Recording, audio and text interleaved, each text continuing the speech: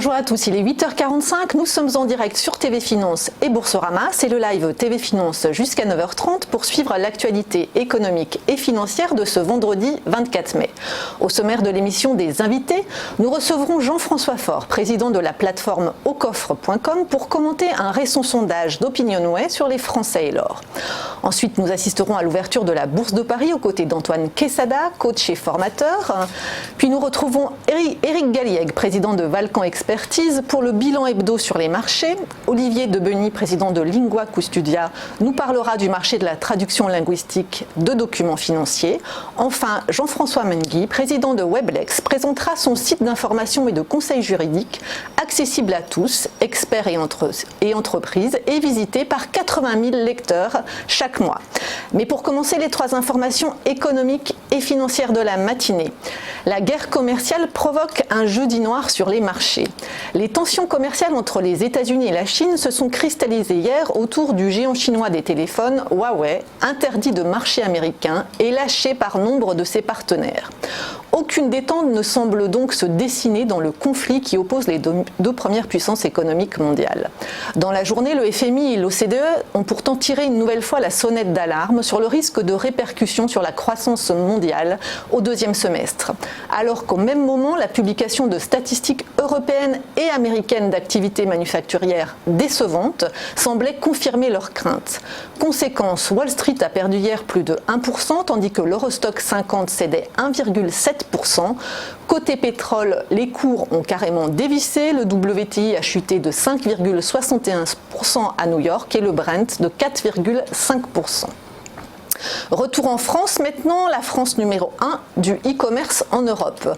Selon une étude de la Fédération du e-commerce et de la vente à distance, la FEVAD, les Français sont ceux qui en Europe effectuent le plus leurs achats de grande consommation en ligne.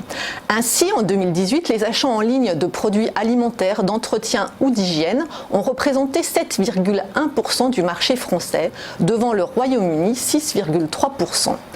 Environ un tiers de ces achats sont d'ailleurs aujourd'hui réalisés avec des téléphones portables. Et d'après la FEVAD, d'ici 2 ans, la moitié du e-commerce passera par un mobile. Cette année, le e-commerce progresse encore de 12% en France et totalise 25 milliards d'euros sur les 3 premiers mois, ce qui fait pronostiquer aux professionnels plus de 100 milliards d'euros de ventes en ligne à la fin de l'année. Le trio des sites marchands les plus visités par les Français reste Amazon, Cdiscount, filiale de Casino, et Fnac Darty. On reste justement sur Casino, Rallye en redressement judiciaire. La maison mère du groupe de grande distribution a été placée hier en procédure de sauvegarde, ce qui devrait lui permettre de renégocier le remboursement d'une dette de près de 3 milliards d'euros. Casino et Gosport, donc ses filiales, ne sont pas concernées par la procédure. Cette annonce intervient après la suspension de cotation hier des actions Casino et Rallye en forte baisse à Paris. Le cours du distributeur à son plus bas historique perdait en effet 6% dans la matinée. Dur loi de la jungle, le titre est confronté depuis plusieurs mois aux ventes à découvert agressifs de fonds spéculatifs. Il faut dire que Casino n'est pas en très bonne forme. Le groupe stéphanois n'a pas dégagé de bénéfices l'an dernier, mais une perte de 54 millions d'euros.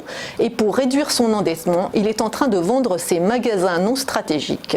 Des cessions dont il espère récolter 2,5 milliards d'euros d'ici au premier trimestre 2020.